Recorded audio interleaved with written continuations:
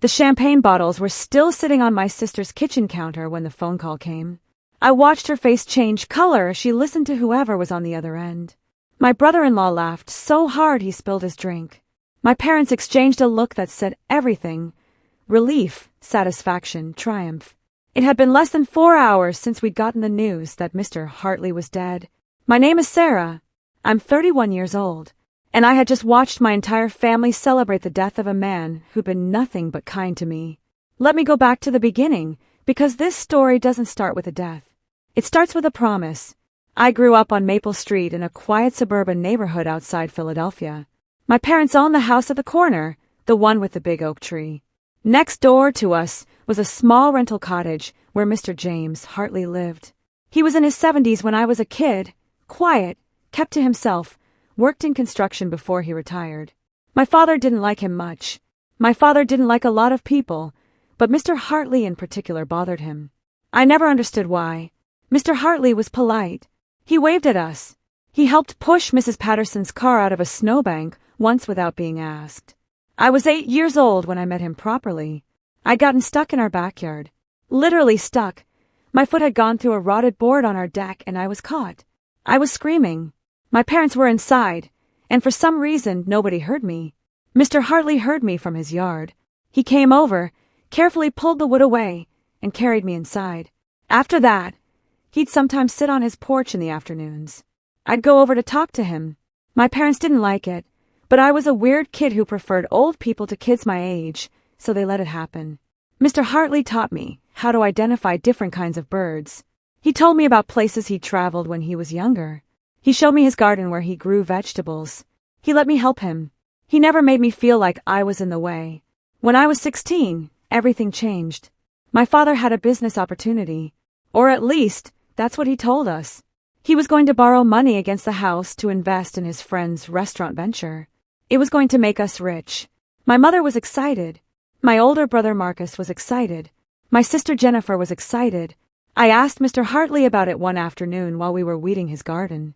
He stopped what he was doing and looked at me for a long moment.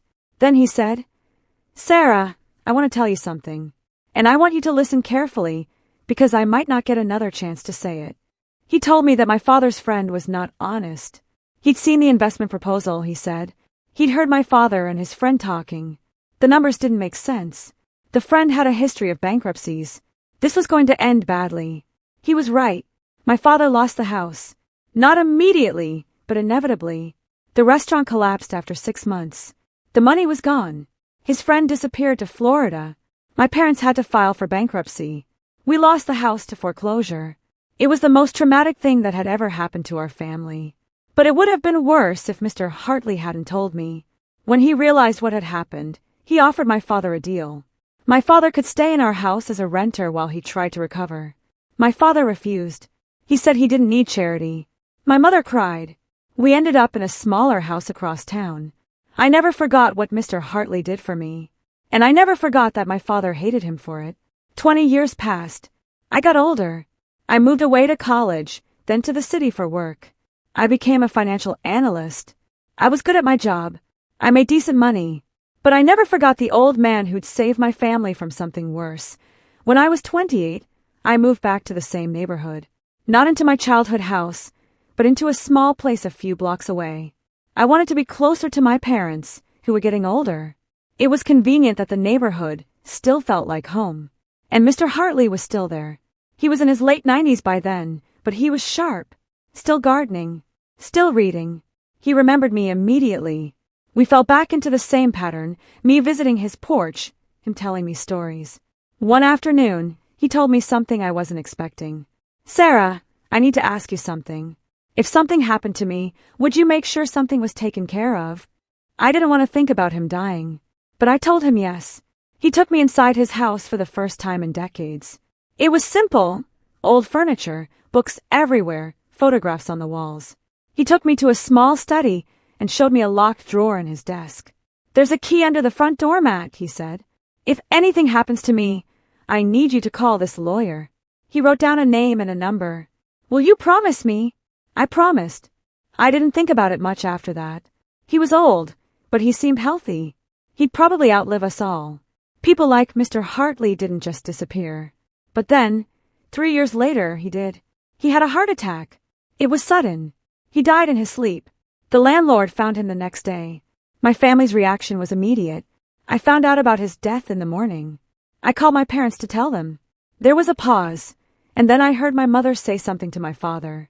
Then she came back to the phone and said, "We'll see you at the service." But when I got to the house that evening to help with arrangements, nobody was sad. My brother Marcus was sitting at my parents' kitchen table, already talking to a real estate agent on the phone. My sister Jennifer was laughing about something. My father was calm in a way I'd never seen before. "What's going on?" I asked at my father smiled. "Mr. Hartley's place will go on the market soon. The landlord is probably going to sell. That property has always been undervalued. With the neighborhood appreciating, it could be worth $700,000, maybe more." They were calculating. They were already planning. And then Jennifer brought up the champagne. "We should celebrate," she said. "Finally, that awkward little cottage won't be in the way anymore." In the way, like Mr. Hartley had been in the way. My father smiled. My mother smiled. Marcus laughed. They were celebrating his death. I stood there, watching them, and I felt something cold move through me. I excused myself and went to my car. I drove to Mr. Hartley's house. The key was still under the doormat, just like he'd said it would be. I went inside. Everything was exactly as I remembered it. The garden was overgrown now. The books were still on the shelves. The photographs were still on the walls. I went to the study and opened the drawer with the key he'd left me. Inside was a folder, and in the folder was the lawyer's contact information, exactly as he told me. I called the next morning. The lawyer's name was Catherine Chen, and she sounded almost like she was expecting my call. "Miss Sarah?" "Yes, Mr. Hartley mentioned you many times. I need to set up an appointment with you and go over some documents. Can you come to my office this Friday?" I went on Friday. Catherine's office was downtown, small and professional. She had gray hair and an expression that suggested she'd seen a lot of human nature and wasn't impressed by any of it. "Before we begin," she said, "I need to explain something. Mr. Hartley was a very careful man. He wanted certain things handled in a specific way. He made me promise to do exactly what he instructed, regardless of what anyone else told me. Do you understand?" I said I did. She pulled out a file. First, his will. There's very little money in his estate, about $40,000 in liquid assets. However, there is a property. My stomach sank. Here it came. Whatever it was, my family would try to contest it. I was sure of it. "He owns a house," Catherine continued. "In fact, he's owned it for many years. It's currently rented out. The rental income has been significant, but he kept that very quiet. The property is worth approximately $850,000. The house itself is paid off, no mortgage. And in his will, he's left this property to you." I couldn't breathe. "There's more," Catherine said. She pulled out another document. "About 15 years ago, Mr. Hartley made an investment. It was with a company that went public recently. His initial investment was substantial. He used money from his construction company before he retired. The investment has multiplied many times over. That investment is currently worth approximately $3.2 million. He's left that to you as well." I think I might have fainted. I'm not sure. The room tilted. "How?" I managed to say. "He was a construction worker. He was a very intelligent construction worker," Catherine said. "He was also the original owner of a very successful commercial construction company. He sold it in 1998 for a significant sum. He invested that money. He didn't spend it, and he didn't tell anyone about it." She pulled out another document. "However, there's a condition. He wanted me to explain this to you because he wanted you to understand his reasoning." I nodded. "Mr. Hartley believed that family was complicated," Catherine said, reading from the document. "He knew that large sums of money could corrupt people.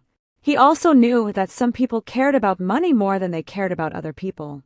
So he wanted to give his wealth to someone who'd proven they valued other things. He said, Sarah was kind to me for 50 years without knowing I had anything to offer her. She visited an old man because she liked an old man, not because he was useful to her. That is the person who should have this." I started crying. Catherine continued reading the rest of the will. There was a small bequest to a local charity and instructions that his rental house eventually should be sold and the proceeds donated. But the investment, that was for me. And there was something else. He also left detailed instructions about how to handle certain information, Catherine said. She pulled out a sealed envelope. He said I should give you this after you knew about the inheritance. He said you would understand what to do with it. I opened the envelope.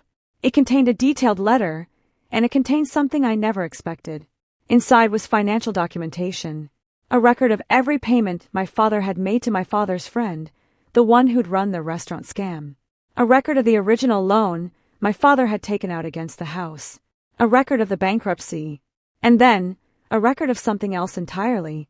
Mr. Hartley had documented that my father's friend had continued to defraud people after the restaurant collapse. 17 separate victims. Hundreds of thousands of dollars stolen. And my father's friend had never been prosecuted because the victims didn't know to look or didn't know how to press charges.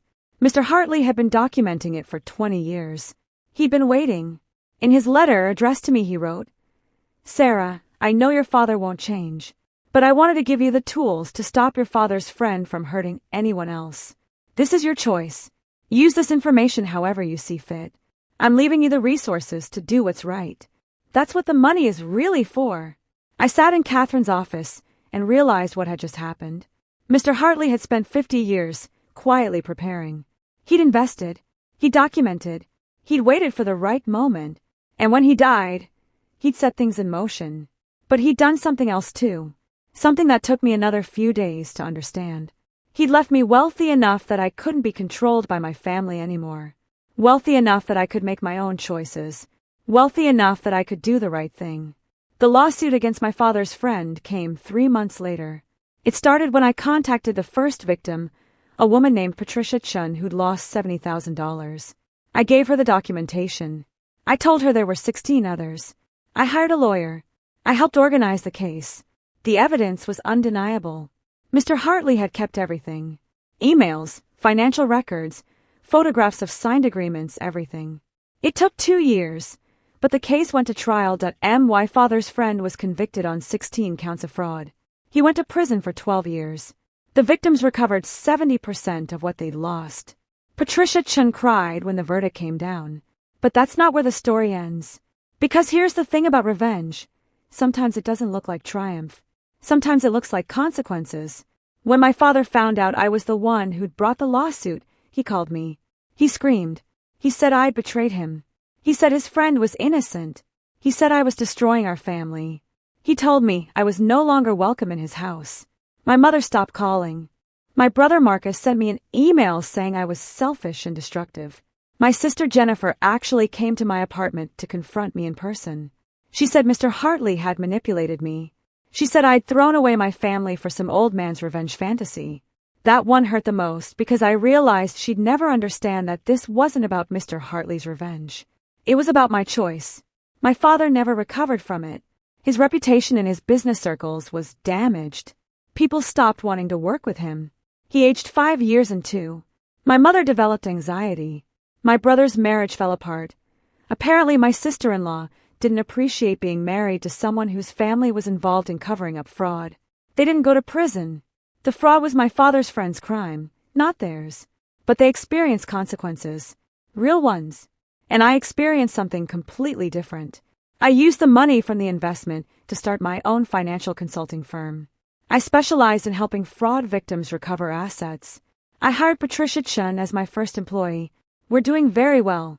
I bought a house with a garden, not because I needed to, but because Mr. Hartley taught me to love gardens. Every year, I plant the same vegetables he used to grow. I've been to the places he always wanted to visit. I've read the books he was always planning to read. I've traveled. I've built a life that's mine. Last month, I got a letter from my father. He's in his 70s now. He was reaching out, he said. He wanted to reconcile. He said he was sorry. I didn't respond. Some betrayals are too deep to heal. But I framed Mr. Hartley's letter, the one about the money and what it was really for. It hangs in my office, where I can see it every day. Because here's what I learned from all of this. The most powerful revenge isn't about destroying someone. It's about making yourself strong enough that they can't hurt you anymore. It's about choosing to do the right thing even when it's expensive. And it's about understanding that sometimes the person who seems weakest, the quiet old man on the corner, the person no one respects, might be the strongest person in the room. Mr. Hartley never yelled. He never fought back. He never even directly confronted my father about what he'd done. He just waited. He documented. He built something. And when the moment came, he gave me the tools to finish what he'd quietly started. They celebrated when he died, thinking they'd won. They never realized he'd already won 50 years before.